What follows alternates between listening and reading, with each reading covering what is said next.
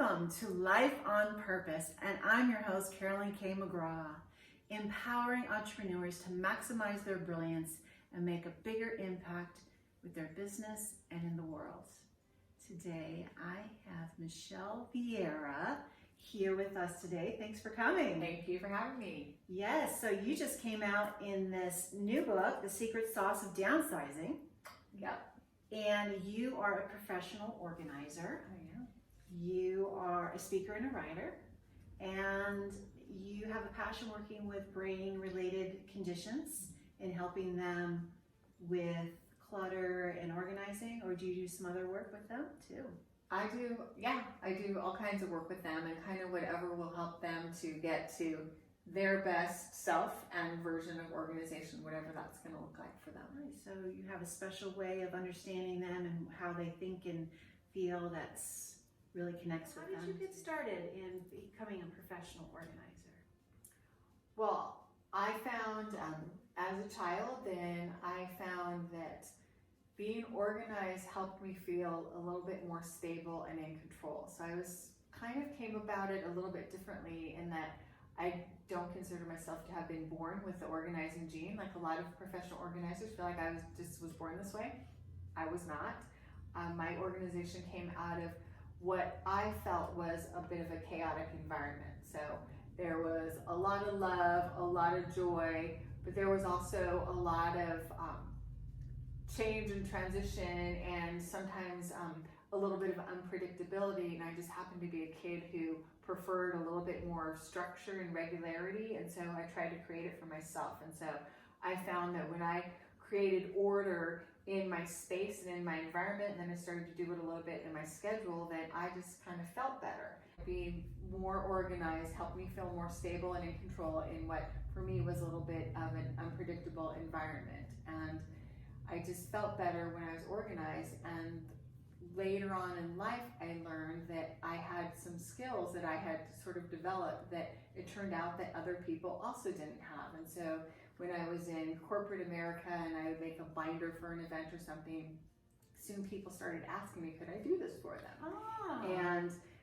I thought, sure, I could do it for them. And then it was sort of fun to, if I was in their space and they allowed me to maybe, do something with their pantry or their beauty products or something. And I just sort of enjoyed that. And then I learned that it was a career. So after I sort of transitioned out of technology, sort of after what was considered the .com bust, then I found myself in transition and working at my office, which was Starbucks, and thinking about what my next opportunity was. I literally was going by a row of magazines and I saw this magazine that said, consider a career in professional organizing. And I picked it up and I looked at it and I learned about what was then called the National Association of Professional Organizers. And I went to their conference in Atlanta, and that's where that was in 2002, and that's where I found my people, and I started away with chaos, and I haven't looked back since. But the National Association of Professional Organizers is now the National Association of Productivity and Organizing Professionals. Okay. So I love that you had an interest out of some chaos from growing up led you to a gift, a talent. Yeah. And then people noticed that, and you then got inspired with the magazine and went with it. I love the journey of the things that happen that lead us to what we're meant to do. Right? And sometimes I think that we teach what we also need to learn. Right? Yeah. So I needed to learn it, and I constantly am learning new things with it, and getting enriched. And part of my certification, then we need to take continuing education units anyway. So I'm always trying to learn new ways that I can serve my clients by getting new information, because everything's always changing. Speaking of clients, tell us a success story.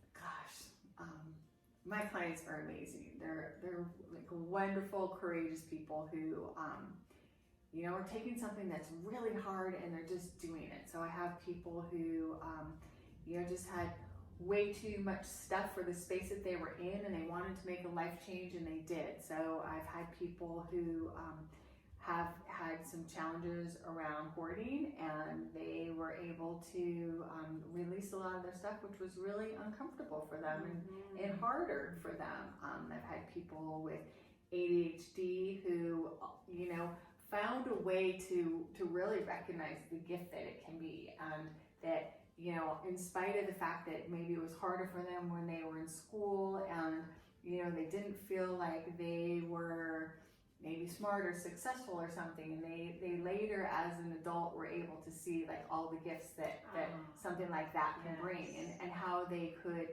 now find a way as an adult to find their version of being organized and what that looks like. And unfortunately, when they were going through school, then, you know, traditional schooling and environments doesn't really gear itself for the person who has a different kind of brain that doesn't process in a linear function the way that most schools are teaching.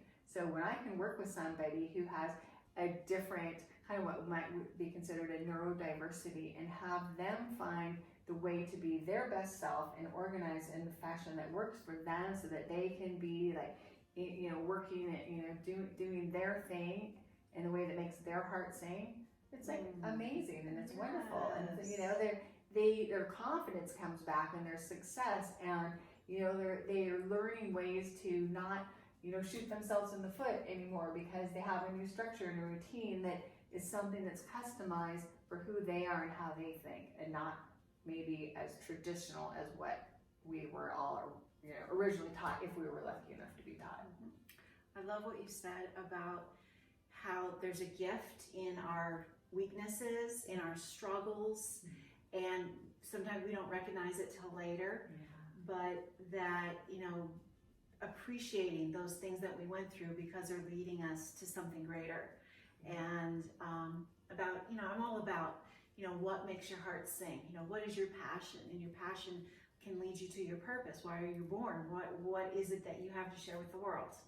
So I love your story again of how you came through chaos in your home, and then you built this business around helping people with their chaos, and then noticing what it's doing for so many clients, affecting every area of their life is amazing. Thank you. Yes. I love it. I think I'm like, have the dream job. Oh, that's a good feeling. Yeah, it's a really good feeling. So tell us more about your chapter in The Secret Sauce of Downsizing. What's your chapter called? It's called But I Love All My Stuff. And it's really geared for that person who has a harder time letting go of their stuff. So I kind of feel like there are the people who just love to get rid of things. They, you know, it's the slightest bit worn, it's gone, or they haven't used it, and they just like, well, like, they're constantly loving to donate stuff and getting rid of things. And sometimes they're minimalists, and they love when everything is spot free. And then there are people who, they kind of like their stuff a lot, and the idea of letting go of it is a lot harder for them. There's different reasons that I go over in the chapter about why it's hard for them. You know, maybe because they think that it's still good, right? So something has like still a useful value to them. Why should I get rid of it, right? And while that could be true, when we're thinking about the downsizing process, then we have to make sometimes hard decisions about things, right? So even though something's good, doesn't mean that we're gonna like really be able to use it for its useful life anymore. So sometimes it's time to pass it on to somebody else who really could use it. Okay. And I read your chapter, and you know, things that we love, and we have the sentimental. You mentioned taking a picture of that thing. What a great idea. I never would have thought of. Oh, well, thank you. That's a kind of an organizing tip that a lot of us do, and it, you know, because we think that we're gonna forget, and the truth is, we think about how many memories you have, right? We really don't forget things that much, but it kind of, you know, especially for somebody who might have anxiety or something, or real like sorrow about releasing something, then the picture will just sort of cement it, and we can, you know, if we're afraid that we're going to forget it, even though we probably aren't, something about, you know, having the picture of it has been really effective. I do it a lot, even like with moms and kids' schoolwork, you know, because we can't keep every piece of art or macaroni project that our child made, right? So if we can take a picture of it, you know, and sometimes we do even creative things with the photos. I can, make like little books out of it, or there's all kinds of digital tools now that we can do something with, but just to really have that memory be preserved without having to have the actual thing taking up the physical footprint. That feels really good to me. I have that with my daughter and all her things and holding on to it and just having that idea to do that I can just toss it out because I took a picture. Right. That's very freeing. Yeah. Yeah, then I don't have to spend time going through it and cleaning up later. It saves me time and energy. Nice. You have another great tip on if it's not a hell yes on keeping the item, it's a definite no. It's a no.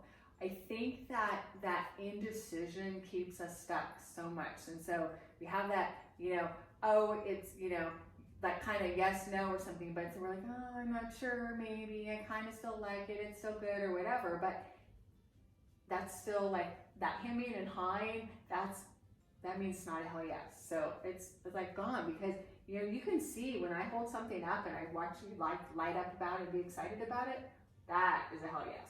But when you're like, and we do that, but we hang on to stuff, especially even like as women, or we feel like, oh, but I spent a lot of money on it, it was really expensive, I got it at XYZ store or something. So we do all this stuff to try to talk us into something that's really not right, and then we're keeping it, and it's not a hell yes. So that means, especially if we're trying to downsize, or and if we have a real reason to downsize, like we're moving or we're moving into a smaller space. I love to get people when they don't have that urgency, like before that critical point where, because then there's so much more freedom if you can do it before it's at boiling point, where like we're moving in a week and now we have to make these really hard decisions about stuff that we really like and feel emotional about.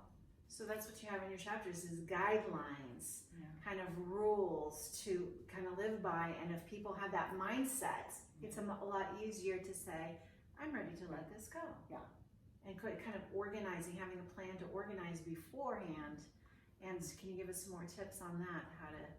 How to make it a smooth process? Definitely giving some thought to it. Maybe enlisting help. So if somebody who can kind of like, you can run it by and maybe help in the difficult process, because there's so many decisions that have to be made. So someone who can help in maybe the sorting the process. So I give an example, like maybe it's linens that we have to go through, and linens can just accumulate. And so if somebody else goes through them and says, okay, I matched them all up, and these ones over here are stained or torn or tattered or something, so how about if we just keep these and get, then that will serve in the actual person who has to do the downsizing or make the transition or the move.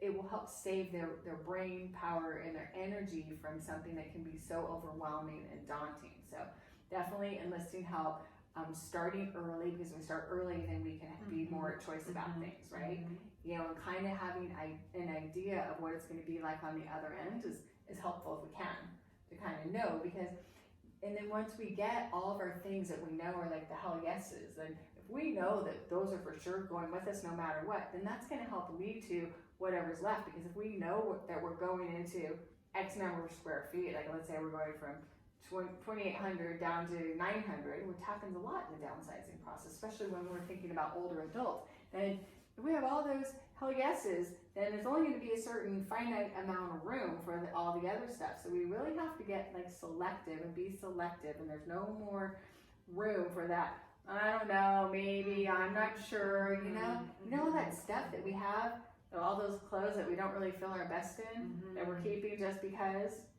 they might be, they're still sort of good, or they still sort of that, like, those, I say, like, it's time to release those and let them go on to bless somebody else.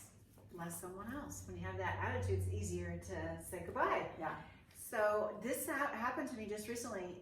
On my list was to declutter, and for a long time, and I always put it off. There was always something else, and I was like, oh, it's going to take all day. It's going to be really draining. And so my daughter came to visit, and I told her, this was my goal, and so she started helping me. And just that first step and that support, I could do it. And she helped me, and I was like, okay, that was really what I needed. Someone, and she didn't have to do much, but just Mom, let that go. You don't need that. Yeah. And I started selling some things. And do you have some ideas on ways to sell their things that I do. they're ready? I actually, so on my website, www.awaywithchaos.com/downsizing, then there are some tips that you can get, which are like different places to sell. We have this mindset that we're going to get like all this remuneration for our investment, and it's not always the case. And so I just like to say that, not to burst anyone's bubble, but just to sort of manage expectations. And I think I see that a lot with sort of that sentimental stuff. Like a lot of us had, grandma's yadro, or we had china or crystal, and all these things that, had this historical, sentimental value, right? That was sort of, I don't know about you, but I remember like, oh, that's grandma's stuff, and that's really expensive, So then we get it. Now it's in our place, and we're thinking, I don't have room for it anymore. And I could use the money for something else.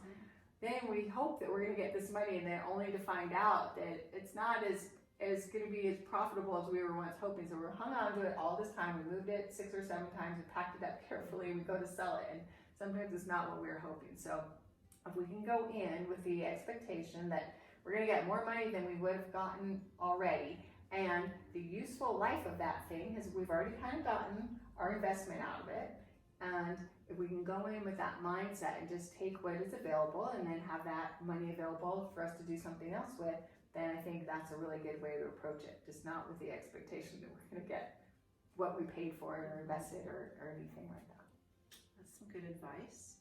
So anything else on how to organize our stuff in our homes? You have some great tips on just organizing what you already have. You've let go of your stuff, and now what?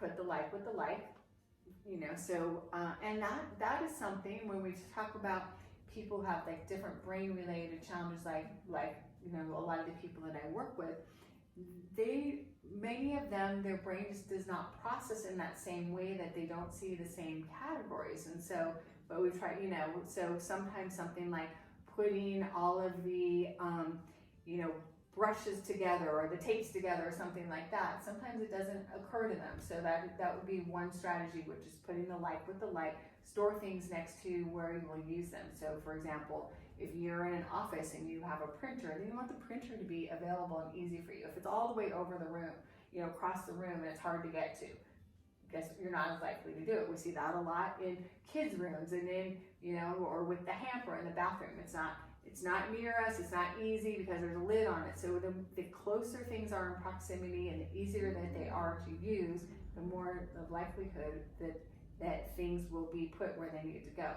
And on that subject of putting things where they need to go is that concept of putting things away, which I think is sort of the secret weapon, the secret sauce of staying organized, is like that whole thing of and sometimes grandma said it, like, if you take it out, put it away, if you take it out, and that whole thing of coming home from a busy day and like dumping our stuff, on we used to have it at my house, this thing we called, it was the green chair. It was sort of the green chair of death, where everything would pile on, and everyone has one of those spots in their house, but right? Like Friday, it was like, whoa, what happened? Where did all, because we went to the networking event, and we had the school thing, and then we had the backpack and the soccer uniform, and all these other things that accumulated, that if we would have put them away on Tuesday or Wednesday when they came in, by Friday we wouldn't have, So making a new habit, and it'll save you time and peace of mind. Peace of mind, for sure. And I think I need to hire you, because my garage, when I just take things out, I declutter around the house, I just put it in the garage because I'll do it with another day, and it's, stacking up. And when I kind of see other people's garages that are neat and organized, I'm so jealous. I want my garage to look like that. So what would it be like for starting with a client that wants your help? What would be the process to get started? So we have a phone conversation, and sometimes we meet on Zoom or another, like a video platform. Depends on if I'm local. I'm in Southern California, and specifically I'm in the Los Angeles area, but I also travel to be in person. But if the person is not in person, then I'll usually meet with them virtually, and we have a conversation and kind of talk about what their needs are and what they're looking to achieve, and kind of what is their idea of being organized. So, because it looks different for everybody, and I think we need to get away from this this Instagram and Pinterest, version of organization, because that's not for everybody. It's beautiful and it's nice, and no offense to that, but some people are just striving to get their kids to school on time, and and get out the door would make a difference for them. So everyone is shows up a little bit differently, but we start with a conversation, discuss their needs, and then discuss a plan of what that would look like. So I usually do with people what they feel unable or unwilling to do on their own. Mm-hmm. So unable might be that they just don't know how to do it because they haven't been shown. They might have a brain that doesn't process in an traditionally organized fashion, and they might need to be shown. And unwilling is that person who says, what, my priority right now is on parenting my kids or running this business or volunteering at my church or synagogue or something, and so they don't want to do the organization process, but they want to have an organized space. So in some cases they want to learn it, and in some cases they really like someone else to do it for them, and usually people are some combination of that. So we set out and we do it, and we work side by side, and we do it together. Or if I'm coaching them on the phone, then I might discuss the strategy with them, and then they'll go do it, and then we might meet again a couple days later and kind of discuss what that process was. Okay, so talk them through it. Yeah. Or do it for them or with them. Yes. So these are awesome tips. I'm inspired. I feel like I can, that emotional part, like if I give it away, I might need it. That always, or I'm going to sell it one day, so I'll keep it. Yeah. So that I've noticed those things getting in the way, and then kind of feeling depressed that this stuff is piling up. Yeah. So great chapter, great ideas. And if they want to order your book, they can go to Amazon. Yeah.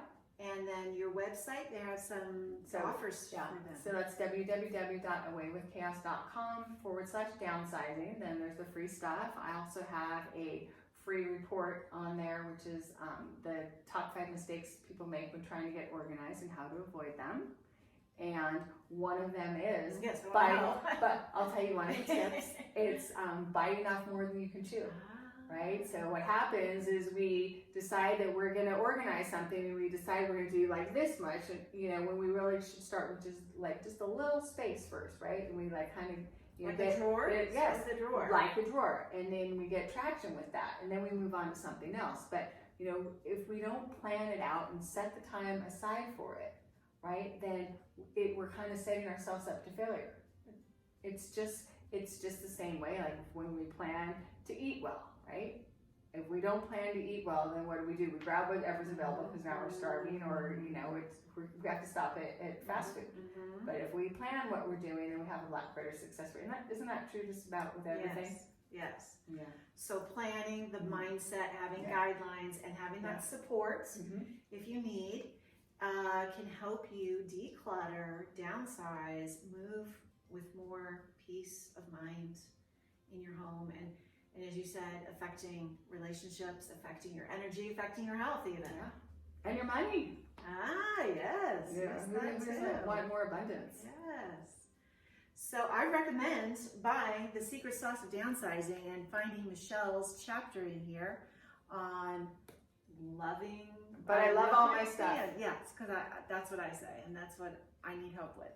So you can, your website again, for them to get connected with you. At www.awaywithchaos.com.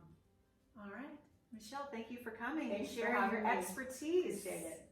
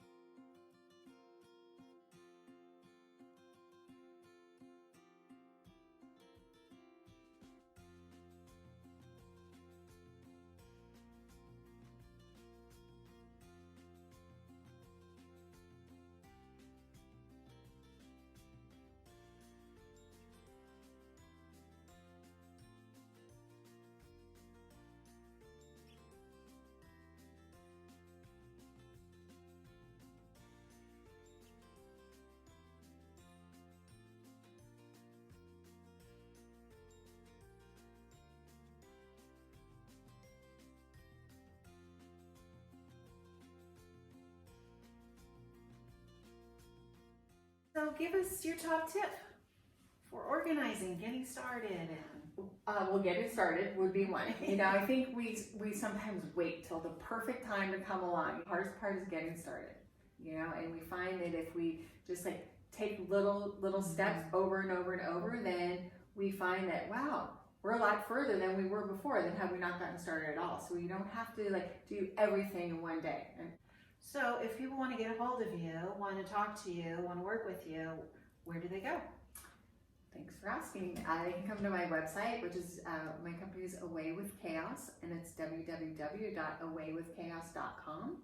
And related to the book, then I have a special offer. If you go to awaywithchaos.com/downsizing, then I have some special free gifts for people who get the book. And can they find their book on your website, or they go to Amazon?